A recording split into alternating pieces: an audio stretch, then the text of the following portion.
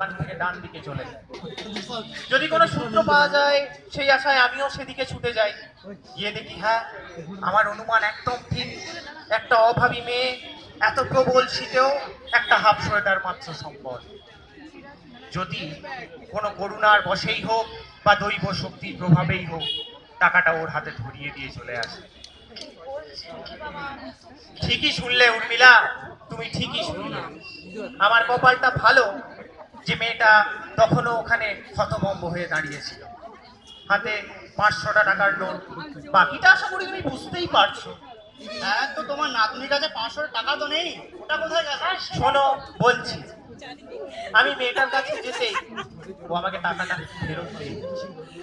কিন্তু উপহার কি আর ফেরত নেওয়া যায়? কি বলো? যদি সত্যটা বল। অবাক হচ্ছ উর্মিলা? অবাক হচ্ছ? আমিও অবাক হয়েছিলাম। আমিও প্রথমে জ্যোতির বিবেচনা বোধ দেখে অবাক হয়েছিলাম, কিন্তু মজার ব্যাপার কি জানো? ওই যে ওই মেয়েটা, ওর নাম নিশা, ও কিন্তু ট্রান্সফরমারটা কেনেনি, বরং ওই টাকাটা দিয়ে ওর বোনের জন্য একটা ছোট্ট খেলনা কিনলো। আর বাকি টাকাটা আমার সাথে গিয়ে ওর বাবার হাতে তুলে দিল। আমাকে নাকি বলল যে আমি না গেলে ওই টাকাটা বাবার হাতে দেবে। যদি আজ তুমি সত্যি অনেক ভালো কাজ করেছো। You have made me proud today my girl, more than you being তুমি আজকে একজনের জীবনে উপকার করে তার জীবনকে আলোকিত করলে। তুমি সত্যি দরকার নেই ওরকম যদি আমার একটা কাজ করতে সেটা ভাবনি, তাই না? সেটা ভাবনি। আসলে ভাবতেই না কি করে? আমাদের মতো ধাড়িদের ছোটদের আন্ডার এস্টিমেট করার স্বভাবটা তো বহুদিন। তবে যদি তোমায় একটা কথা বলি, টাকাটা হারিয়ে ফেলেছি, এই মিথ্যা কথাটা বলা তোমার বাবা একদম। আমরা কি এতটা ইনকনসিডারেট? ঠিক আছে ঠিক আছে, কেন করলে এরকম তুই মা? সত্য সেলুকাস,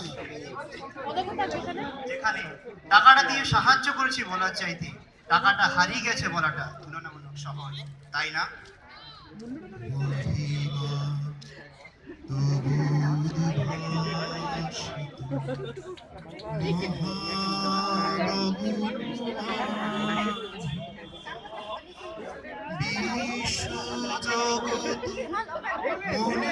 আমি যেখানে গেছিলাম সেখান থেকে এই গান ভেসে আসছে। আজকের এই বড়দিনের রাতে এই গানটা আমি তোমায় উৎসর্গ করলাম দিদি ভাই। আজকে এই বড়দিনের রাতটা শুধু তোমার জন্য, শুধুই তোমার জন্য দিদি ভাই।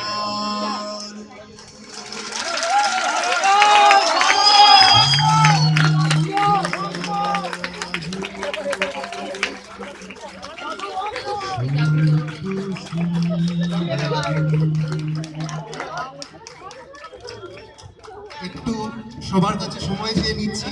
আমি এই নাটকের গোটা টিম